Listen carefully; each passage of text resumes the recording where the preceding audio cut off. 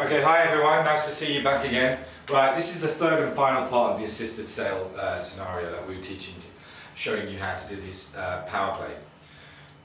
So just to recap what we've done so far. In part one, I explained why you want to do an assisted sale and what type of scenarios you do it in. In part two, we talked about the real simple process of what you need to do. You know, what you need to get signed, which was just basically a heads of term and a letter of authority from the vendor, the seller. And now I'm going to show you how you would sell this property on and actually make the money and how that side of things works. So if we go back to the deal and we think about what we've got this house now that we're looking to sell. We can sell this house to three sets of people. We can sell it to an investor, we can sell it through an auction, or we can sell it to some sort of first-time buyer or, you know, some normal residential buyer. Someone who's looking to live in that property is a normal, not an investor or anything like that. If you think about the investor, what does the investor really want?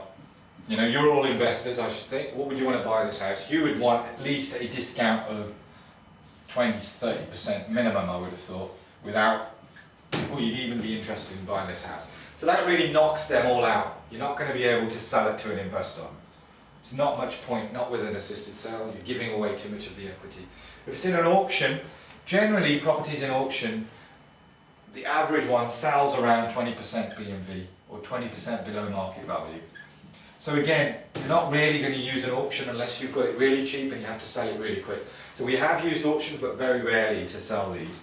So again, not going to be the thing. Where you're really going to do it is this last box here, which was either to first-time buyers or just normal residential buyers. You know, they might have sold a property and they're looking to move on to their second or third property. Those are the kind of people you're going to aim for. Now, you've got two ways of having them. Either you've got a list of those already, so you've got people you know who are looking to buy a house to live in, or you're going to have to use the other people who have those lists, which are basically estate agents. So all you do really here is you go along to estate agents and you say to them, I've got this house, I'm selling it on behalf of the owner, and give me their forms, let me get them signed, and sell this house quick for me. Now, a few of the things that you've got to think about when you're doing this, and one of the things that I like to do differently if I'm going to sell a property through an estate agent is, you know, we're different. We're looking for an edge always, so we want some sort of competitive edge over everybody else who's selling a normal house. So the way we should be doing things is we should be looking at what kind of incentives we can give to our buyers or potential buyers so that they buy this house rather than another similar house down the road. So if we come back to those figures, we said that the market value was 300,000. We can do two things to make this house sell fast. One is we can decrease the price, so we can make it cheaper to sell it. So we could sell it for 250, 275, or we can increase the incentives. I'll tell you why increasing the incentives is actually a better one in a minute. So let's take you through some of the incentives that you can include. What you can do is you can offer, first of all, a 5% gifted deposit. This basically means that the person who's going to buy this house gets 5% gifted deposit. So on a 300,000 mortgage or purchase price, that's £15,000 worth of gifted deposit. You can also offer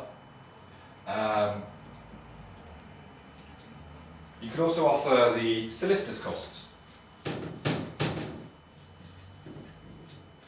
and that, let's just say for simplicity's sake, to make it really easy, let's just say that's 1,000.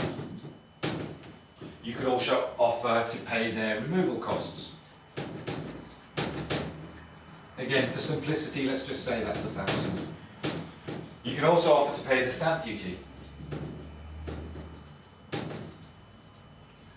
I know it's higher, but for simplicity, let's just say it's 3 grand. Okay, so you're offering them 15, 16, 17, 18, 19, 20,000 pounds worth of incentives. Now, if instead of offering them 20,000 pounds worth of incentives, you'd instead offered to sell them the house for 280,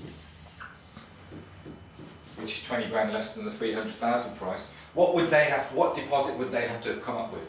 Well, if they've got a residential mortgage, they're going to have to come up with 10% deposit at least, 28k. So they would have to come up with 28k deposit.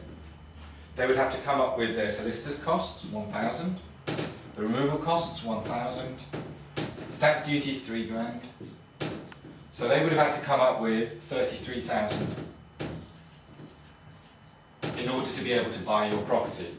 But as well as that, obviously they would have to get the mortgage.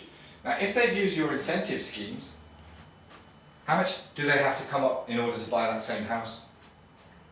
Well, that you've paid for, that you've paid for, that you've paid for. You've given them half of that 15 grand worth of deposit, so all they need to come up with is 15,000.